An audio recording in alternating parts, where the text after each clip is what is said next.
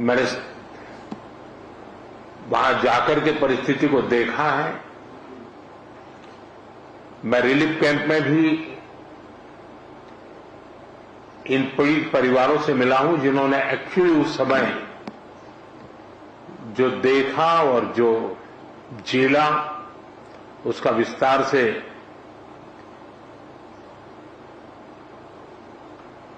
पूरा विवरण मैंने उनसे सुना है। मैं अस्पताल में भी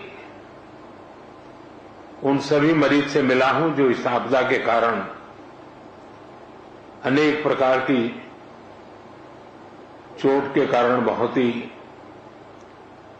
मुसीबत का समय बिता रहे हैं।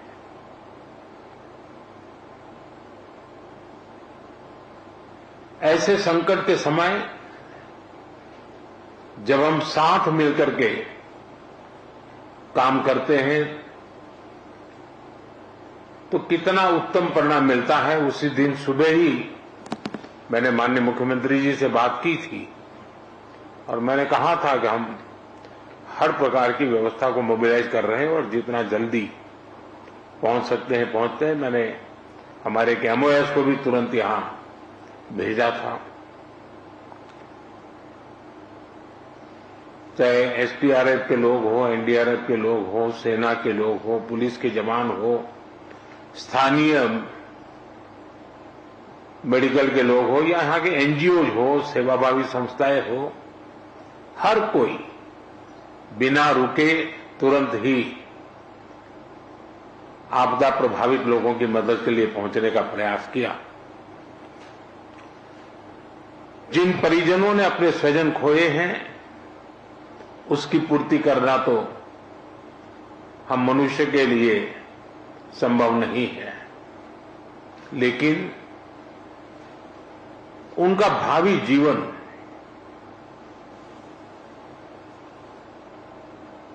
उनके सपने चूर चूर न हो जाए, ये हम सबका सामूहिक दायित्व है।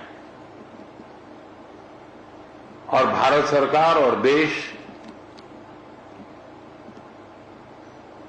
इस संकट की घड़ी में यहां के पीड़ितों के साथ है।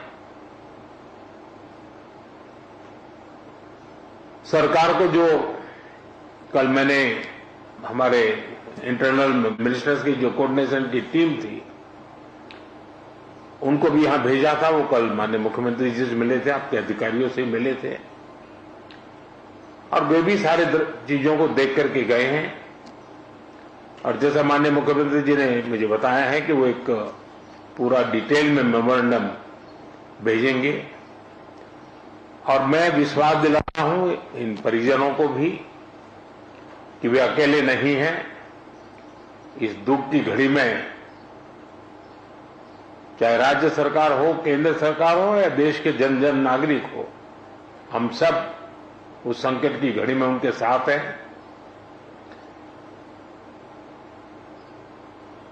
सरकार ने जो नीति नियमों के तहत जो आपदा प्रबंधन के लिए राशि भेजते हैं उसका काफी हिस्सा पहले ही दिया हुआ है और भी हिस्सा हमने तुरंत रिलीज किया है।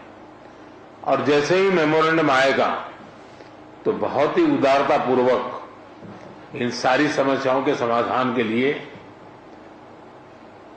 केरल सरकार के साथ भारत सरकार खड़ी रहेगी। और मैं नहीं मानता हूं कि धन के अभाव में यहां कोई काम रुकेगा। जहां तक जानहानि हुई है, हमारे लिए इन परिजनों को फिर से एक बार, क्योंकि छोटे बच्चे हैं, परिवार में सब कुछ खो चुके हैं, इनके लिए एक लंबे समय की योजना हम लोगों को बनानी होगी। मैं आशा करता हूं कि राज्य सरकार उस पर भी विस्तार से करेगी और उसमें भी जो कुछ भारत सरकार अपना हाथ बटा सकती है वो बटाएगी। लेकिन मैंने, जैसा अभी मुख्यमंत्री जी बता रहे हैं, मैंने एक ऐसी आपदा को बहुत निकट से देखा हुआ है, अनुभव किया हुआ है। 79 में, आज से 40-45 साल पहले की बात है, गुजरात में मोरबी में एक अर्थन डैम था और भारी बारिश हुई और डैम पूरा नष्ट हो गया। और आप कल्पना करें, वो डैम बहुत बड़ा था, मच्छू, वो पूरा पानी, और मोरबी एक शहर है, उसमें घुस गया और 10-10, 12-12 फीट पानी था पूरे शहर में।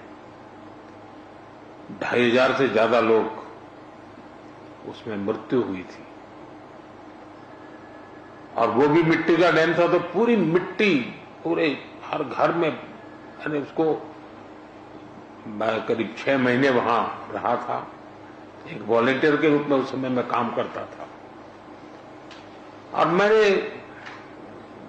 मड़ के बीच जो समस्याएं पैदा कैसी होती हैं, उसमें किस प्रकार से मुसीबतें झेलनी पड़ती है, उसको बराबर मैंने उसको, क्योंकि वॉलेंटियर के रूप में मैंने काम किया है तो मुझे पता है।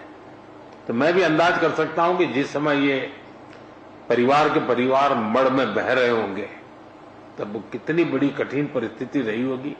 और उसमें भी जब कुछ लोग जान बचा करके निकले हैं, उनको देख करके लग रहा है कि ईश्वर ने कैसे उनकी कृपा की, उनको बचा लिया है। तो मैं इन परिस्थिति को भली भांति अनुमान लगा सकता हूं। और मैं आपको विश्वास दिलाता हूं कि देश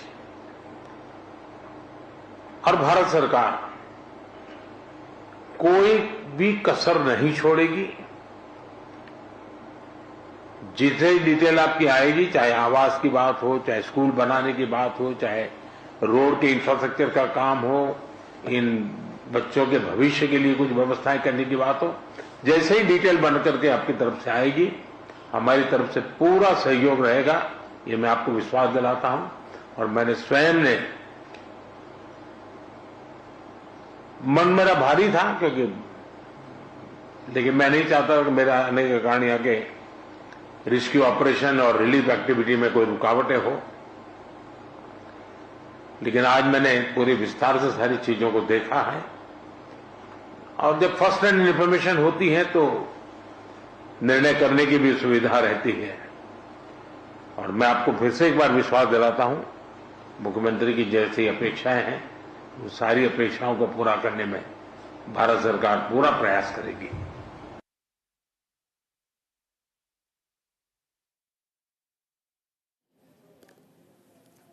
तो प्रधानमंत्री नरेंद्र मोदी को सुन रहे थे आप। साफ तौर पर कहते नजर आए कि भारत सरकार की तरफ से जैसे ही राज्य सरकार तमाम चीजों की जानकारी और रिपोर्ट हमसे साझा करेगी, हम हर संभव प्रयास करेंगे कि लोगों के जीवन को दोबारा से स्थिरता प्रदान की जाए।